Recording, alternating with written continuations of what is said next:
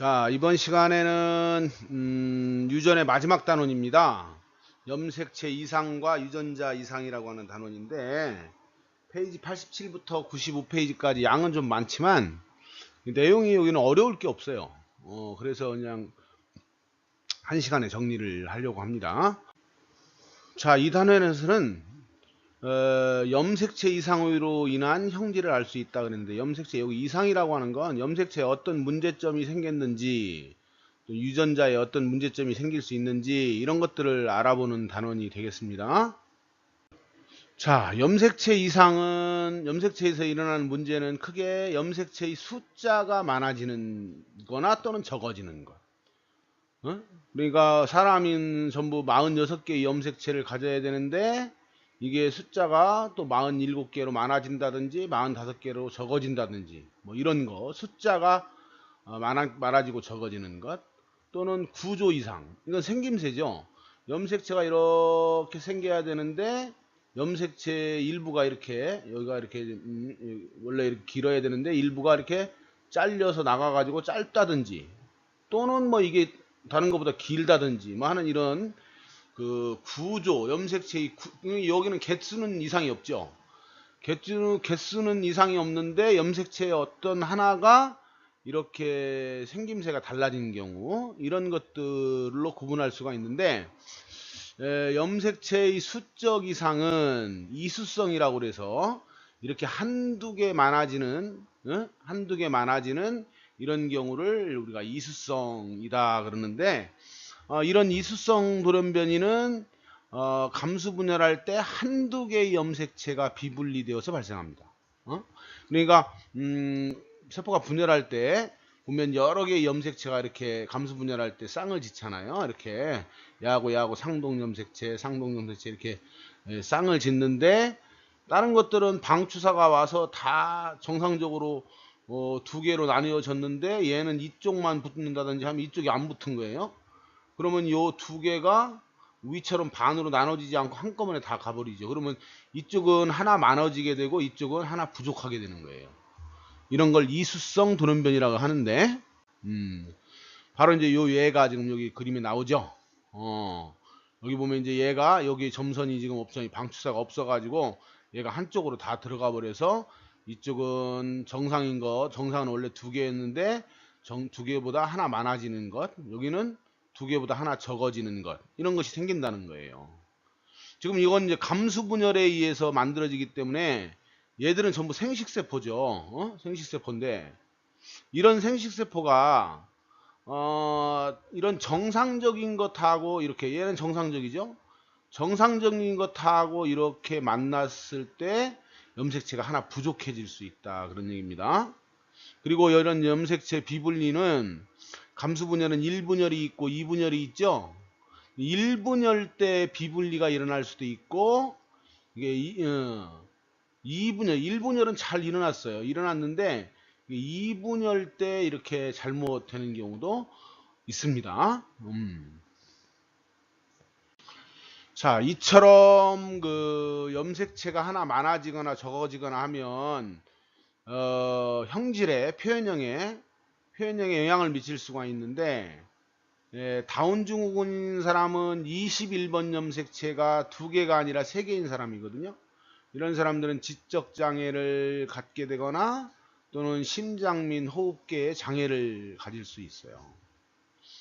그 다음에 또 이렇게 XY 성염색체가 하나 많거나 적은 그런 돌연변이가 많은데, 터너 증후군은 X염색체가 하나 부족한 사람이고, 클라인페터 증후군은 하나 더 염색체가 많은, 원래 남자는 XY인데 이렇게 XXY, XXXY 뭐 이런 거, 이렇게 성염색체가 하나 적거나 많아도 문제가 생길 수 있죠. 터너 증후군 얘가 나와 있는데 이런 그 문제점이 생길 수가 있습니다.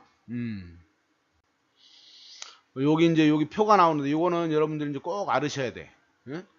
다운 증후군은 몇 번? 21번 염색체가 3개인. 그래서 정상적인 사람은 46 더하기 여자가 XX, 그런데 하나가 어떻게 해요? 46 더하기가 아니라 참 44 더하기죠. 성염색체가 두 개 있으니까 전부 합치면 46개인데 44 더하기 XX인데 21번 염색체가 하나 많아서 45개. 남자도 마찬가지죠. 에드워드 증후군은 18번 염색체가 3개. 그래서 이제 여기 보면 여기 상염색체죠. 상염색체가 44가 아닌 45가 되는 것. 이거는 남녀의 구분이 없죠. 이건 남녀의 구분이 없어요. 상염색체니까. 근데 터너 증후군은 X염색체가 원래 2개여야 되는데 하나가 없는 이런 사람. 그래 하나밖에 없는 사람이죠. 클라인펠터 증후군은 이렇게 XXY인 사람. 이런 걸 우리가 이수성이다 이렇게 얘기해요. 숫자가 하나 또는 많아지거나 적어지는 것. 그런데 이게 염색체가 세트로 많아지는 경우가 있어요. 세트로. 그게 무슨 얘기냐면 얘들이 분열을 할 때 방추사가 아예 안 만들어지는 거예요. 콜리친이라는 물질을 처리하면 방추사가 아예 안 만들어지거든요. 그러면 얘들이 세트로 많아지는 거예요. 세트로. 세트로. 그래서 이제 우리 이제 사람 같으면은 원래 이제 23쌍이 맞아야 되는데 하나씩이 더 붙어가지고 전부 다 이제 원래는 23쌍이 쌍을 이루어졌으니까 46개 해야 되는데 여기다 이제 23개가 더 많아져가지고 뭐 69개 이런 식으로 되는 거죠. 그런데 사람은 이런 돌연변이가 실제로 존재하지 않아요. 사람은 없어요. 사람뿐만 아니라 동물들은 이런 배수성 돌연변이가 거의 없어요. 생존할 수가 없어요. 살 수가 없다 그런 얘기예요. 그런데 식물에서는 이런 씨 없는 수박 또는 감자와 토마토 같이 이렇게 3배체, 4배체, 6배체 이렇게 만들어내면 크기가 커지는 그런 돌연변이 이런 것들은 배수성 돌연변이라 배수성은 염색체 한두 개만 비분리되는 게 아니라 모든 상동염색체가 다 비분리되는 거죠. 상동염색체가 비분리되는데 모든 상동염색체가 다 비분리되는 그런 게 바로 배수성이에요. 다음 염색체의 구조적 이상이 나오는데 이거는 그림을 보면서 설명하겠습니다. 자, 이 구조적 이상을 그림으로 이제 여러분들 좀 설명을 할게요. 우리가 교차라고 하는 걸 배웠죠. 교차는 뭐예요? 요염색체하고 요염색체가 상동염색체죠. 그래서 여기가 라지 A면 여기 이쪽이 스몰 A인데 얘를 그대로 복사한 게 A니까 여기 스몰 A, 라지 A 이런 식으로 되는 거 다 아시죠? 여기가 라지 B가 있고 여기가 스몰 B가 있고 여기가 라지 C가 있고 여기가 스몰 C가 있다고 가정합시다. 그럼 여기가 이제 스몰 C, 여기가 라지 C, 여기가 스몰 B, 여기가 라지 B 이렇게 있다고 그래요.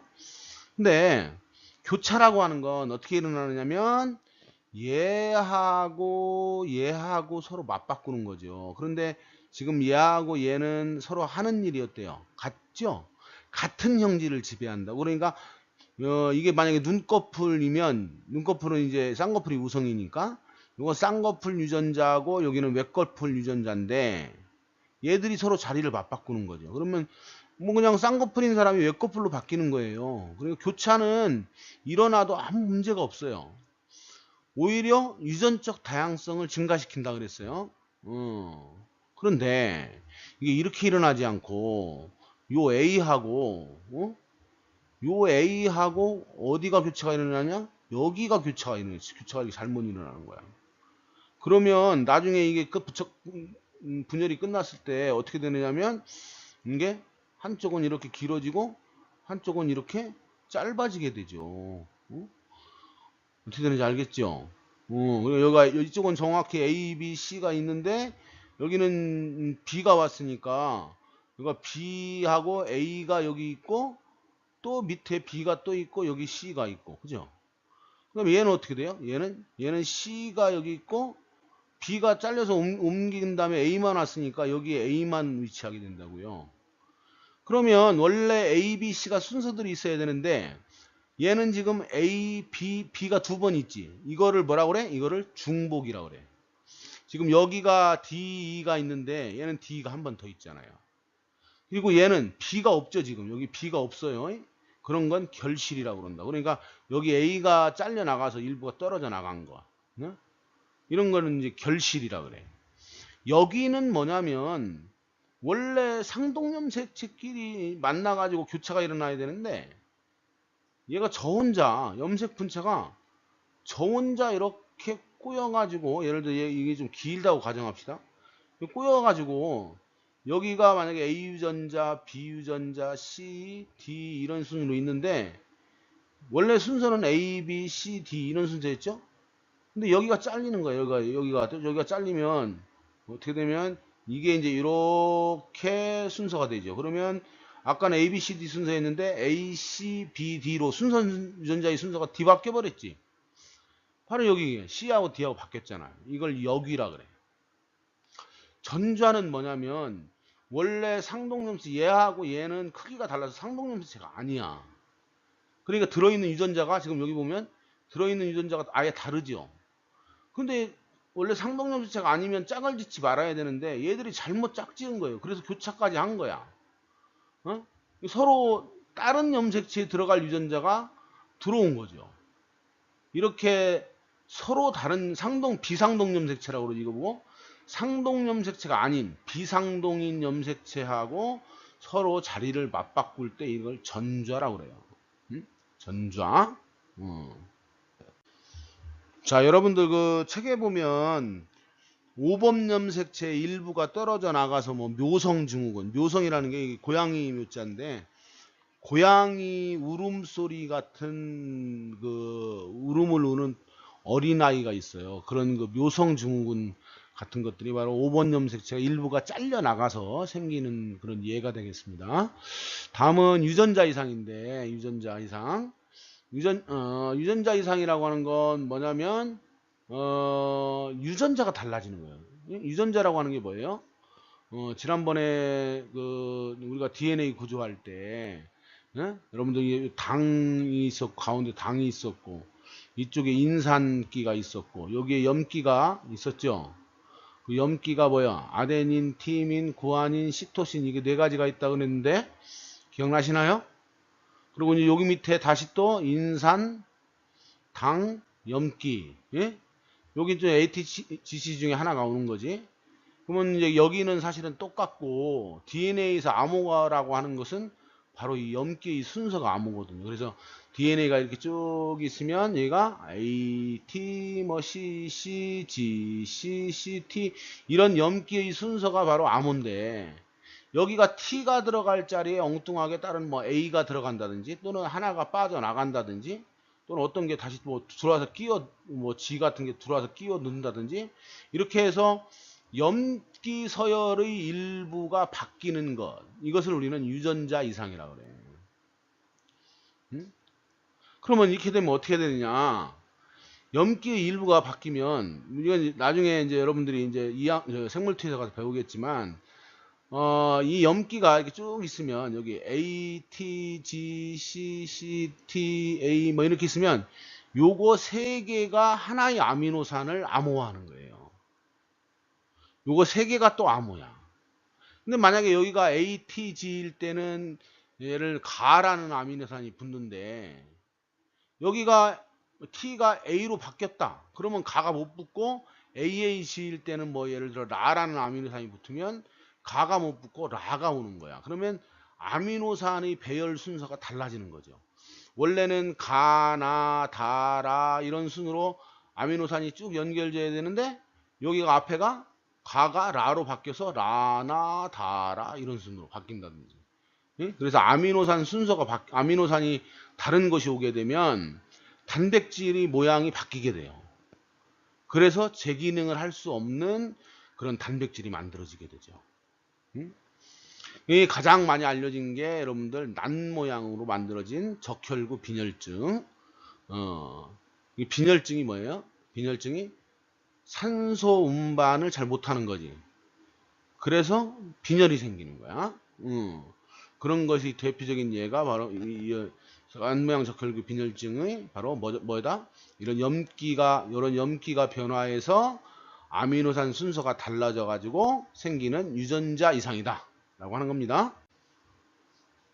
자, 여기 보면은 지금 정상적인 적혈구를 구성하고 있는 헤모글로빈의 모습이 이렇게 나오는데, 아까처럼 유전자 이상이 생겨서 염기가 바뀌면 어떻게 된다고요? 아미노산이 바뀌고, 아미노산이 바뀌면 어? 단백질이 바뀐다 그랬지. 이 헤모글로빈이 이게 단백질이거든. 그래서 단백질의 모양이 이렇게 바뀐다고요. 어? 그래서 정상적인 동그란 형태의 적혈구가 만들어지지 못하고 이렇게 찌그러진 형태의 난 모양 적혈구가 만들어지면, 얘보다 정상적인 것보다 얘는 산소 운반을 잘 못한단 말이야. 응? 산소 운반 능력이 떨어져. 그래서 조금만 운동을 한다든지 움직인다든지 해서 산소 소모량이 많아지게 된다든지 그러면 어지럽죠. 산소 운반이 안 되니까 숨 못 쉬는 거하고 똑같은 거예요. 어? 그래서 악성 빈혈이 생긴다고. 어? 악성 빈혈이. 그래서 이제 어렸을 때 이런 경우는 많이 죽죠. 어? 그러면 이런 거 유전자 이상을 일으키는 돌연변이, 아까 이제 염색체 돌연변이도 마찬가지예요, 사실은. 음? 어, 자연 발생적으로 일어날 수도 있지만, 환경에 따라서 X선이나 감마선 같은 방사선들 있죠. 자외선, 담배 연기, 그다음에 다이옥신 같이 플라스틱 같은 거 이렇게 태우면 많이 나오는 것들 다이옥신이죠.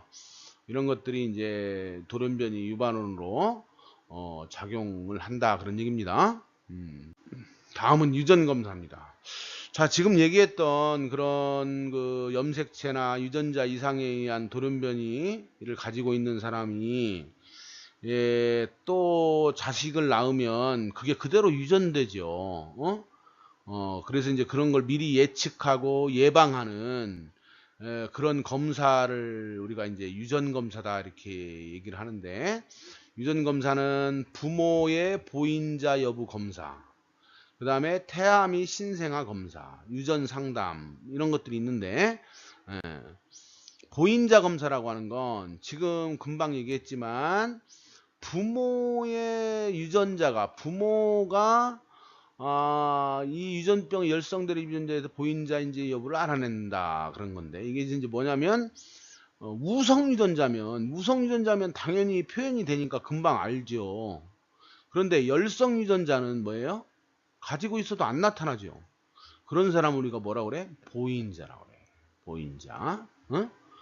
그러니까 보인자인 사람은 어떻게 해? 또 보인자인 사람, 예를 들어서 요 스몰 A가 유전병인데 요 사람이 보인자인 사람하고 결혼하면 어떻게 돼요?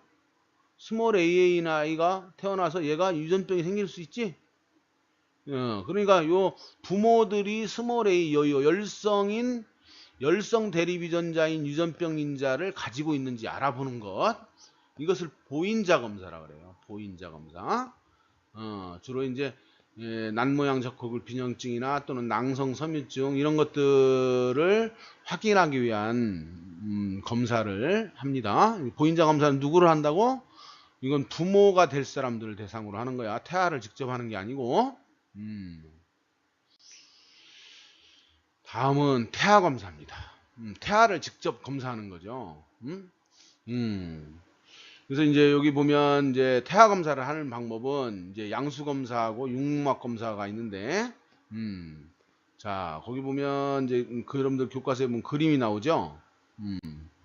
여기 보면 양수 검사라고 하는 건 엄마의 자궁 안에서 애가 자라는데, 여기 보면 양수라고 하는 양막이라고 하는 것이 양수를 가지고 있어서 물 속에서 아이가 이제 있게 되는데, 이러다 보면 양수에 이 태아의 세포가 떨어져 나와요. 떨어져 나온다고. 그걸 이제 주사 바늘로 이 양수를 뽑아내 가지고 혹시 이 태아가 어떤 잘못된 물질들을 만들어서 양수에 들어있는지 확인하는 게 생화학 검사야. 응? 양수에 어떤 잘못된 물질이 들어있는지 확인하는 거, 생화학 검사도 하고, 그 다음에 여기는 세포가 적으니까 이 세포를 많이 늘리기 위해서 배양을 해요. 그런 다음에 이거를 현미경으로 이제 가기 위해서 핵형 분석을 한다고. 핵형. 그러면 염색체 숫자가 많은지 적은지, 또는 염색체 일부가 잘렸는지 이런 것도 구조, 그러니까 수적 이상과 구조 이상을 알 수가 있겠지. 예? 이런 것들의 이상을 알 수 있단 말이에요.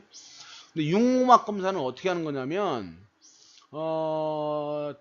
태아의 그 육모망이라고 하는 거를 직접 채취하게 되는데 태아가 이제 엄마 뱃속에 이렇게 있으면 태아가 이렇게 해가지고 이제 엄마 뱃속에 탯줄을 만들고 여기서 자라잖아요.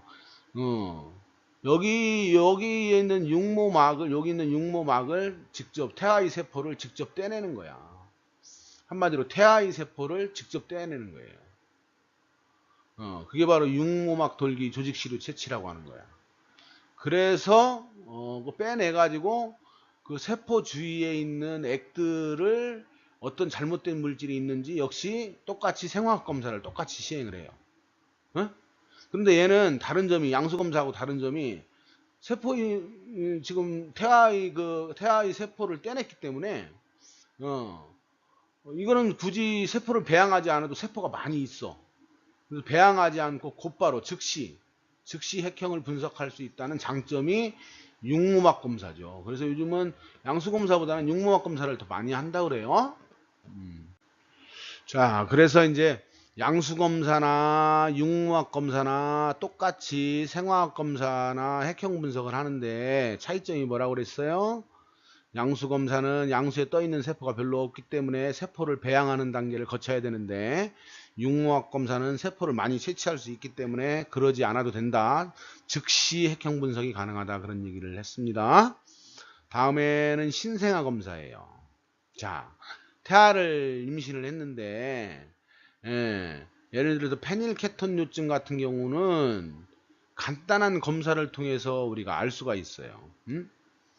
왜냐하면 페닐알라닌이라고 하는 그런 아미노산이 있는데 얘를 분해하는 효소가 만들어지지 않는 그런 유전병을 앓고 있는 거예요. 그러면 혈액 속에 페닐알라닌이 많이 이제 있게 되죠. 그래서 이제 잘못하면 지적장애가 되는데 그 페닐알라닌이 혈액 속에 많이 있는지 없는지 간단한 검사만 하면 아이가 유전병이 있는지 없는지를 금방 알 수가 있단 말이에요. 그래서 이제 아이가 건강하게 자랄 수 있도록 이렇게 해주면 됩니다. 요즘은 또 이렇게 잘못된 유전자를 이렇게 해서 알아봐 가지고 잘못된 유전자가 있으면 유전자를 정상 유전자로 교체해주는 치료도 앞으로는 가능하다 그래요. 이것을 우리는 유전자 치료라 그러는데 이게 뭐냐면 이렇게 이제 DNA가 쭉 있는데 여기서부터 여기까지가 잘못됐어. 그러면 이 부분을 잘라내고 정상적인 DNA를 갖다 끼워 넣는 거죠. 여기다. 이런 유전자 치료가 앞으로는 가능해지는 세상이 올 것이다 라고 하는 겁니다. 자, 여기까지 해서 내용을 알아봤는데 내용은 어렵지 않았죠? 자, 그러면 수업 시간에 봅시다.